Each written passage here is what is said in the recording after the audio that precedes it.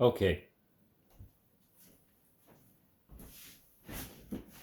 I didn't see myself ranting about, and raving about a piece of clothing today, but this is really, really driving me up the wall. It's triggering my autism, right? This here, Apex Flex GTX thermal jacket. I bought one of these in Newfoundland for on sale at an outfitter downtown St. John's. Now, I buy things, I a spendthrift, right? I buy them so that I don't have to buy them repeatedly because they wear out or they just completely destroy themselves. Now, I bought this jacket with this mid layer, right? This is an Apex Flex, or sorry, a Summit Series, I think it's recycled fabric, fleece, tech fabric, right? I like tech stuff. It really just, it hits all the notes for me. And of course, I'm a Boy Scout, right? I was a Cub Scout. I did field X's with cadets. I've done multi-day canoeing trips. I've done multi-day hikes. And I'm not buying this for a fashion item, even though this looks awesome. I love this color combination. This is almost irreplaceable. You know, what they call it, with fig brown and this wine burgundy color, right? And it's a 2-layer Gore-Tex I say shell, right?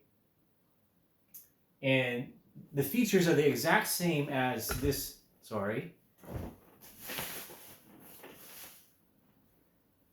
as this North Face shell here, right? So the pit zips, the pockets are in the same place, right? The draw cords are in the same place. It's a high vent. I think it's a recycled material as well. But this is a shell. This is just strictly a shell, right? It's a laminated material.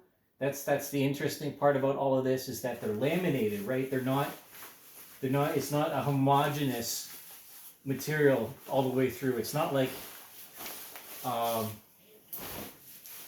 say something like the other surplus items that I have from, say, the Canadian military or the British military. Now, the reason why I'm really, up in arms, so to speak, about this is because one of the annoying things of being in custody is the coat check, right? So you go to intake and you exchange all of your street clothes for Pakistan's finest orange, and you don't know how annoying it is to not have your own clothing until you're in a jumpsuit, an orange jumpsuit for an extended period of time, or whatever other color they give you. So the reason why I like this stuff is because, well, it has some water repellency. It's not that heavy, right? I got this one in Kelowna at Mountain Equipment Co-op. Well, a Mountain Equipment Company now. But the other problem is that I just can't seem to find a replacement on the market in 2025 that is exactly the same as this. Insulated, light, and it has the water repellency, windproof protection, right? So the other thing is like, why would I buy, right? This is what I'm talking about. This is I want to say this to the fashion designers, is right. If I have this and I have this is comparable to the same warmth and the same usage and climate as just this alone. And I layer up. So what I want to do is if it's a bit colder, right? This here, this Summit Series, plus this is amazing to like minus 20 or 25, right? Or if that's not enough, I'll pull out a wool base layer, right? So I'm wearing 3 layers. but you know, it's not as heavy, and quite frankly, not as awkward. Oh, almost tipped over my sandwich there. As say this CBRN smock.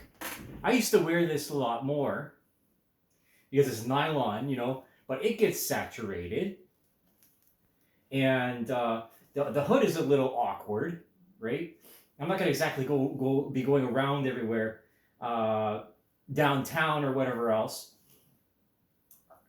and I find that, you know, the waist hem is a bit too high up, and then also, you know, it just grabs, right? It just grabs. These are little annoyances having to do with the fabric, and it wears out it wears out quickly. Right? You see this here, this twilling. That's what I mean. Okay. Now,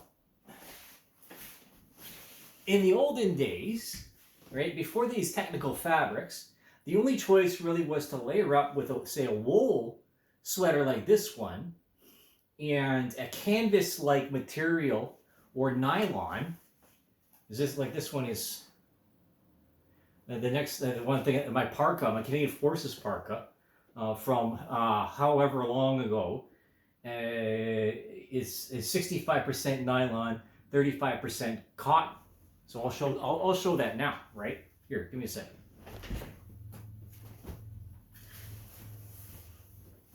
So this big old honking thing here, okay, with removable hood, right, the wind guard, the multiple pockets, right, the detachable liner for the laundry, because you know this stuff gets sweaty and it starts to smell, and it's just all around uncomfortable to carry a backpack, say with features like this, or the buttons around the neck for an extended period of time. But that's what I want to do. That's what I want to do. That's how I train, right?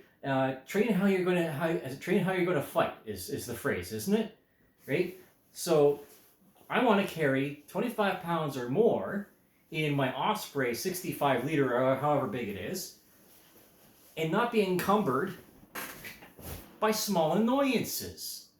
That's not too much to ask, but it just seems to be impossible because people don't want this anymore, right? Or there's some sort of redundancy, or because the price factor of this was a $200 garment, right? This is not a piece of clothing, it's a garment. It's a technical garment. It's for a specific application, you know, and this too is fragile, right? Over the years, there's been some wear from the manufacturer, say the stitching, and it started coming apart, right? Where it's lay down stitching like this, but then, you know, because of rubbing or whatever else, it starts to come up. You know what? They came out with another version of this thereafter with a larger logo than this. It was an improved version of this, and then it disappeared from the market. I was pissed off. I was really pissed off because this is exactly what I want. This is the perfect hiking jacket, in my opinion, for fall through winter. It's the fucking best. It's the bee's knees. And if somebody produces this again, I'll go cuckoo for Cocoa Puffs for this fucking thing. Because this is what's annoying me, right? This was produced, if I hadn't said it before, in 2018, and they've done updates to it, GTX 2.0, whatever else. But they've removed the very best part of it, which is the insulation. The fucking insulation.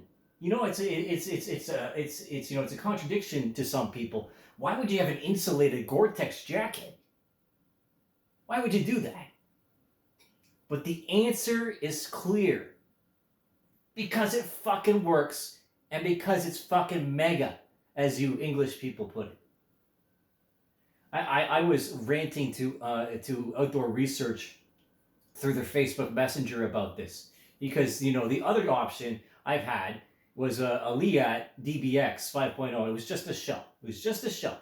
But because of the high-tech materials, and because the fact that, well, it's supposed to repel, so therefore you can't bond things to it all that well, the graphics were peeling off, and it was fragile. It was delaminating after a couple of years, but I paid over $400 for this thing. That's the whole idea about being spendthrift. Is to, I say, like, you buy something of reputation like Fjallraven from Sweden, or I'm looking at a military surplus here, right? But it doesn't have the same features, and you have pockets, and you have stuff that rubs underneath the backpack and the shoulder straps. I want someone to come up with a solution for this, and if you can, please leave it in the comments. That's it. That's all I'm going to talk about. There's no point. I'm just going to keep running in circles. But I want to be active. I don't want to be sweating. I don't want to be living in a high-tech garbage bag, right? Nobody does.